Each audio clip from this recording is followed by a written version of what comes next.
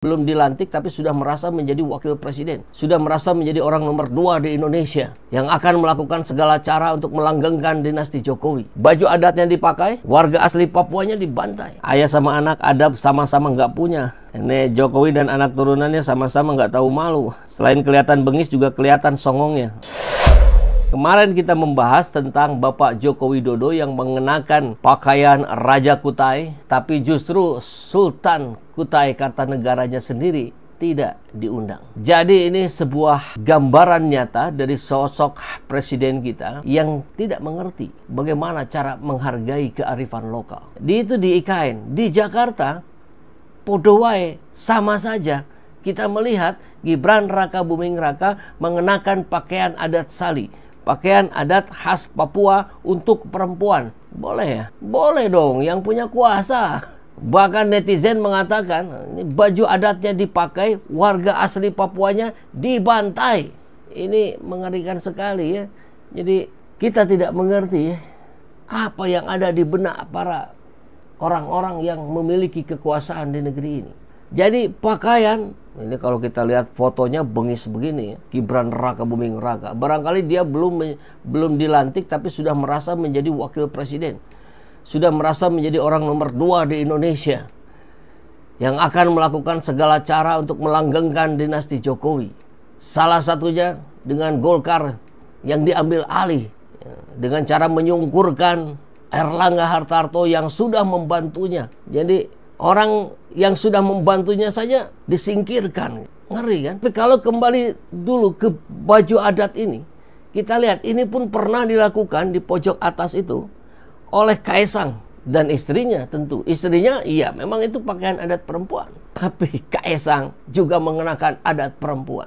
Apa maksudnya? Mau melecehkan kearifan lokal? Atau Anda merasa sudah keperempuan-perempuanan? Jawab gitu. Jangan kemudian nanti jawabnya di platform X, ya maaf Pak, gaya Gibran kan begitu. Dia keluar dari diskusi, mengambil cara yang cepat. Baik Pak, siap Pak. Tapi tidak menyelesaikan masalah. Ini kita lihat, kita zoom ya bagian atasnya ini. Kaisang sekarang diikuti. Ini pakai yang rumbai-rumbai di bawah ini pakaian adat Sali yang dikenakan oleh perempuan. Baju adatnya dipakai, warga asli Papuanya dibantai. Kemudian ditanya kan, mana buktinya warga asli Papua dibantai? Freeport. Kan Freeport bukan dari eranya Jokowi. Ya Anda melanggengkan. Kemudian bagaimana operasi organisasi Papua Merdeka?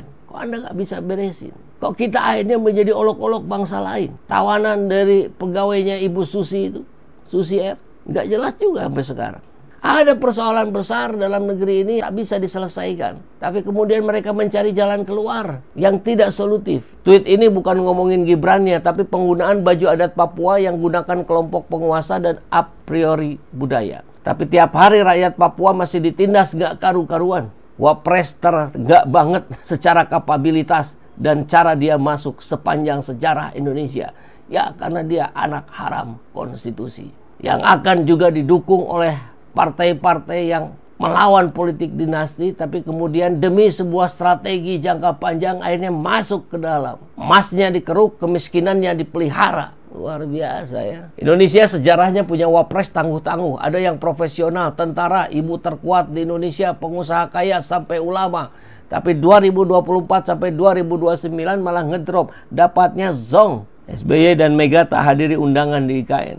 Ya barangkali mereka paham ya, kalau hadir di sana artinya melanggengkan kekuasaan dinasti politik. Tapi kalau SBY tentu pertimbangannya lain ya, karena partainya kan sudah mendukung. Mules mau buang air besar setelah lihat foto-foto dinasti Jilid 2. Waduh, kasihan banget. Wah, maaf Pak Ahmad ya. Memang bawaannya bengis. Lihat aja waktu debat dan lihat gimmick wajahnya selalu dongak ke atas. Memang benar juga ya. Coba kita lihat lagi. Wah, wajah bengis Gibran Rakabuming Raka. Pakaian adatnya bagus, yang memakainya lihatnya sudah mau muntah. Apa sih yang nggak boleh dilakukan sang putra mahkota? Semua boleh dilakukan. Apalagi habis ini punya kekuasaan wakil presiden. Memang enak jadi anak presiden, bisa jadi apa saja yang dimau. Tapi ingat, ini tidak akan langgeng. Kebenaran akan menemukan jalannya sendiri. Insya Allah, percaya itu. Ayah sama anak adab sama-sama nggak punya. Ini Jokowi dan anak turunannya sama-sama nggak tahu malu. Selain kelihatan bengis juga kelihatan songongnya. Iya, benar juga ya. Allahu Akbar. Dan ini tak kalah penting kita bahas. Yang dipakai Gibran ini sali namanya. Pakaian adat khas perempuan Papua. Kalau laki-laki Jawa pakai kebaya bolehkah? Atas nama modernisasi? Ini menyaut yang di sini. Itu versi modern, bro. Fashion itu tidak selalu ada pakemnya, bisa berubah-ubah. Nah, ini pembenaran yang ngaco. Anda tidak bisa menghargai kearifan lokal. Jangan-jangan Anda sendiri tak paham apa itu kearifan lokal. Yang penting popularitas didapat, kan begitu. Kekuasaan diraih untuk mengisi isi tas, tak peduli kapasitas dan kapabilitas. Sudah begitu atribut campur tak karuang adat. Mana khas pegunungan punya, pesisir punya, campur aduk. Macam kamu pakai baju adat Madura, Solo, Sunda sekaligus. Kak marah kah tidak? Tiap-tiap daerah punya adat. Timur Matahari, nama akunnya. Berikut atributnya itu punya makna filosofisnya. Saya saja bisa tahu kalau misalnya Jokowi ketemu Sultan Jogja. Walaupun dia presiden, sebagai orang Jawa dia tidak akan memakai batik motif panjang. Karena ada maknanya. Jadi apa maknanya? Dia mau mencampur adukan persoalan. Gitu. Dia tak peduli aturan. Ya iyalah, masuknya aja dengan melanggar aturan kok. Aturannya dirubah. Jadi saya tidak melanggar aturan. Kan aturannya saya rubah sesuai dengan keinginan saya. Oh benar juga ya. Gitu. Mangut-mangutlah semuanya. Gitu. Kalau yang diselempangkan Gibran itu maksudnya noken berukuran besar itu yang pakai cuma perempuan.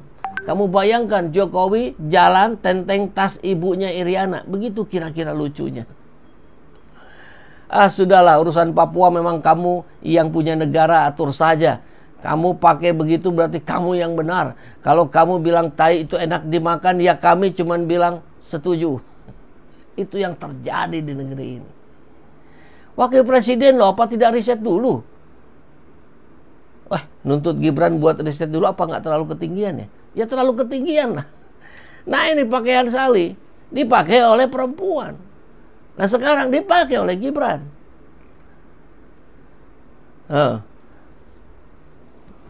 Pakaian sali adalah pakaian adat yang hanya dikenakan oleh para gadis, sementara wanita yang telah menikah tidak diperkenankan menggunakan pakaian adat ini. Bahan pembuat baju sali adalah daun sagu atau kulit pohon pilihan yang berwarna coklat, dan seterusnya. Jadi bukan hanya untuk perempuan, tapi gadis gitu. Yang sudah menikah, nggak juga pakai itu. Mungkin ini yang disebut dengan hilirisasi adat, baju adat. Belajarlah Gibran, kenapa sebelum pakai nggak tanya-tanya dulu. Dia nggak punya kemampuan untuk bertanya gitu. Karena dia settingan saja. Dia nggak bisa melakukan inovasi. Bahkan ini kita lihat di Google ya. Ya kurang lebih sama sebetulnya apa yang disampaikan. Yang dikenakan oleh perempuan yang belum menikah. Jadi clear ini, kesalahannya clear. Gimana kalau sudah begini? Nanti alasannya ya sudah, maaf Pak, gayanya kan begitu. Kita kembali dulu ke IKN ya. Ibu kota naga. TNI waspada. Ini tulisan dari Ustadz saya, guru saya, Ustadz Rizal Fadilan. Setelah gambaran istana seperti kelelawar sehingga layak disebut Istana Kampret Nusantara, maka seluruh IKN ini akan menjadi satelit RRC dan pusat kegiatan pebisnis 9 naga, termasuk pemukiman yang dihuninya. Pribumi akan tergeser dan menjadi kelas minoritas di IKN. Karenanya akan pantas bila IKN memang merupakan ibu kota naga. Jokowi bercita-cita menciptakan monster di IKN. Monster Nusantara pemakan rakyat Indonesia. Monster naga. Itu cerita sukses pembangunan IKN. Cerita lain adalah pembangunan kota ini mangkrak dan menjadi puing-puing beton sarang kelelawar. Monumen dari ambisi seorang raja bernama Jokowi. Tapi naga tentu sudah berpikir ketika IKN gagal jadi ibu kota, maka mereka dapat mencoba untuk lanjutkan membuka komplek kota pecinan baru. Akses Samarinda dan Balikpapan toh dekat. Kalimantan memang target strategis. Hadirnya 9 naga di IKN memang diundang Jokowi. Ada simbiosis mutualisme tentunya. Konon yang telah siap antara lain Agung Sedayu Group, Aguan.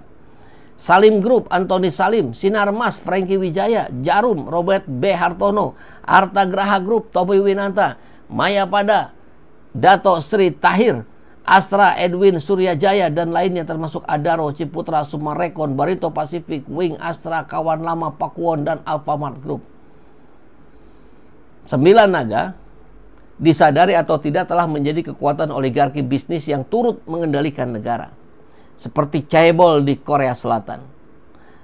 Hanya bedanya kalau yang Chaebol di Korea Selatan itu bisnisnya bisnis retail yang kemudian dirasakan oleh semua rakyatnya, semua masyarakat dunia.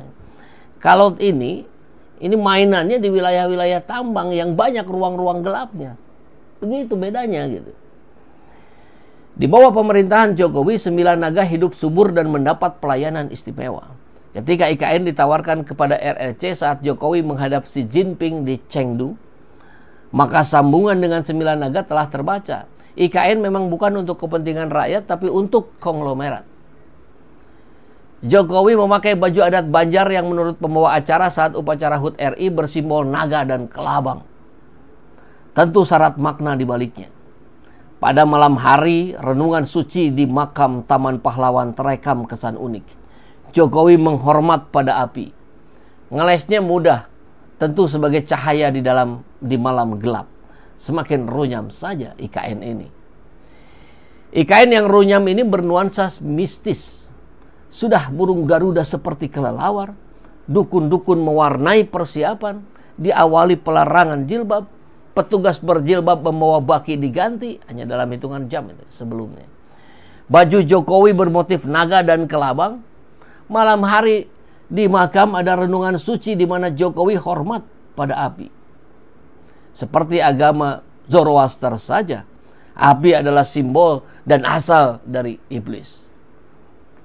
Kembali ke 9 naga yang menguasai ibu kota Nusantara dan kepentingan RRC di Kalimantan.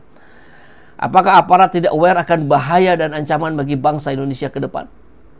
Rezim Jokowi berbau kolonial harus diwaspadai dan dibenahi oleh rakyat agar tidak terus merusak budaya, politik, hukum maupun agama.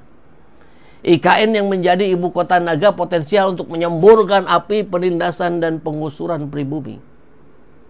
TNI harus bersiap melangkah untuk antisipasi dan mengambil posisi. Garuda tak boleh sesak di lilit naga. Rakyat mesti serius mengkonsolidasi untuk berjuang memerdekakan negeri bersama TNI. Undang-undang TNI menegaskan jati diri TNI yang diantaranya adalah sebagai prajurit rakyat. Artinya, ia senantiasa berorientasi untuk kepentingan rakyat, bukan kepentingan pejabat atau konglomerat. TNI sebagai tentara pejuang tidak boleh menjadi pecundang yang dikangkangi oleh pemilik modal. Sebagai tentara profesional harus selalu berada di garis profesi melindungi rakyat dan tanah air, bukan masuk di ranah komersial atau transaksional. Sementara, sebagai tentara nasional hindari jebakan transnasional atau ikatan primordial TNI yang membacking etnis tertentu. Naga mengancam Garuda, kelelawar mulai menyambar rakyat, TNI, dan elemen cinta tanah air lainnya harus siap siaga.